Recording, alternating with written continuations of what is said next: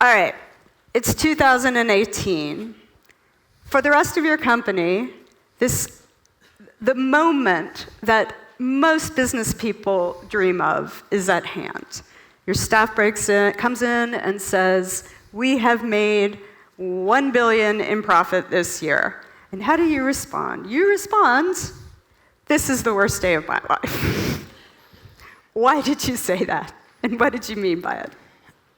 Well, first of all, I never even wanted to be a businessman. And I should give it a little history. I was born in a little French-Canadian town in Maine, couldn't speak English, moved to California, was thrown in public school, and since then I've taken a left turn. I learned very early on that I didn't want to play other people's games. I mean, imagine if I wanted to be a basketball player. So I've always believed that if you invent your own games, you can always be a winner. And I think during the prom in high school, I was probably down in the bottom of the Los Angeles River looking for crawfish to eat. So I got into mountain climbing, and I'm a craftsman. I mean, my craft is basically being a blacksmith. And I decided to make my own tools, climbing tools, because they weren't very good quality.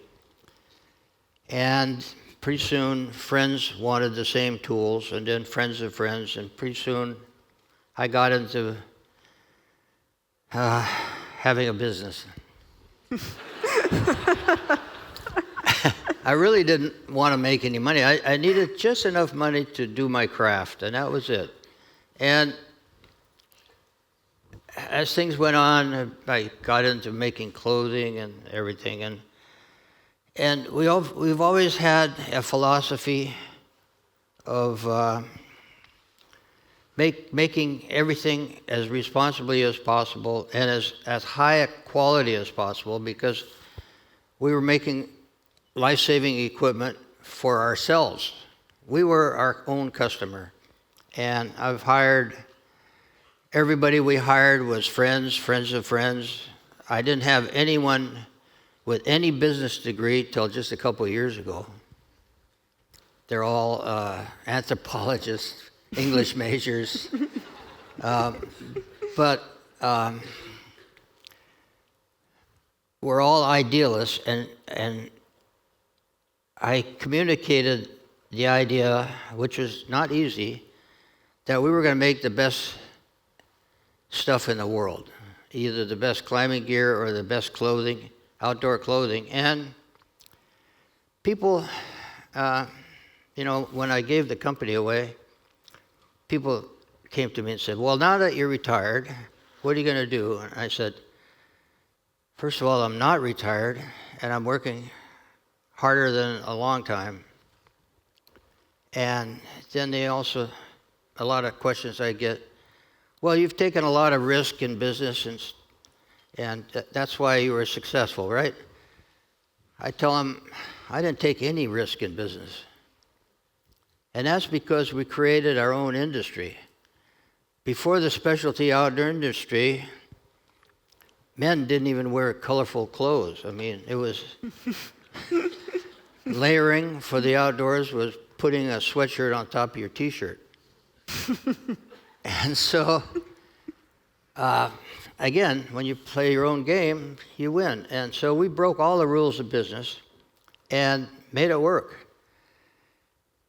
And I made a commitment that, we were going to make all our decisions based on us being in business for 100 years. Well, we've been in business for I've been in business for 70-something years, but for Patagonia, it's 53 years.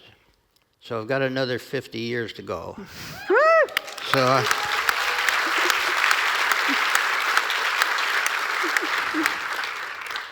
So when they told me we hit $1 billion, I just hung my head because I knew what was coming. I believe that there's a limit to everything. I accept limits. I accept that I'm going to die. I accept there's a natural size limit for every endeavor. And what is the natural size for our company? What should it be? And I don't know, because I've never been there and I don't have any other companies to look up to. But I knew there was going to be a lot of problems. And that's why I was so pretty scared about what was going to come on. Did your fears come to pass? Did what? Did your fears come to pass? Well, we're struggling now because the specialty outdoor industry has changed. People ride bicycles, but they have motors on them. People are riding waves with jet skis. People are rock climbing on plastic. Mountain climbing without danger is not mountain climbing, it's gymnastics.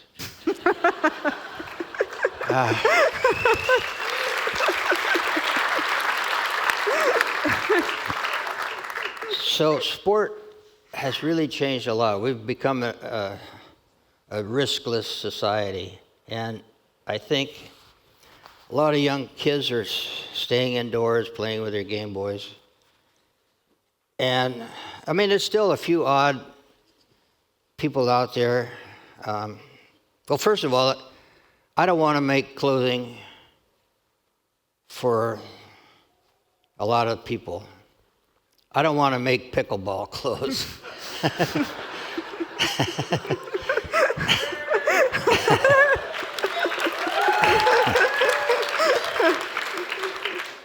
But there's still a few odd ducks out there that we look at as our core customer. I live in Jackson Hole in the summer in Wyoming, and my doctor there happened to tell me his son just climbed the nose of El Capitan. This is a 1,000-meter vertical rock wall. He did it naked and barefooted at night. And I said, bravo. And he didn't spray it all around. He didn't even tell anybody. I had to have his father tell me. And a couple of days later, a couple of women climbed the nose so fast, they got down, and he said, that was fun, let's do it again. I mean, 2 ascents of the nose of El Capitan in 24 hours. That's who I want to make clothes for. And unfortunately, there's not many of those people. When they wear clothes, I'd like to have them wear Patagonia. Well, you said before that from the beginning, the goal was never endless growth. And I know actually that you're a big fan of Kate Raworth, who you may know is the partner of the opening speaker yesterday, Roman. Yeah.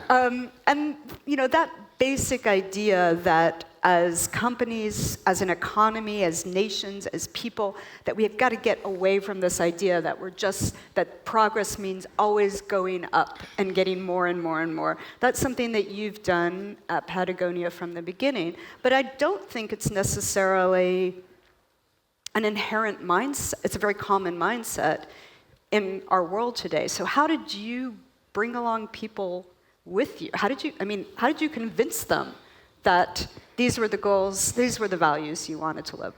Well, growth is the elephant in the room, and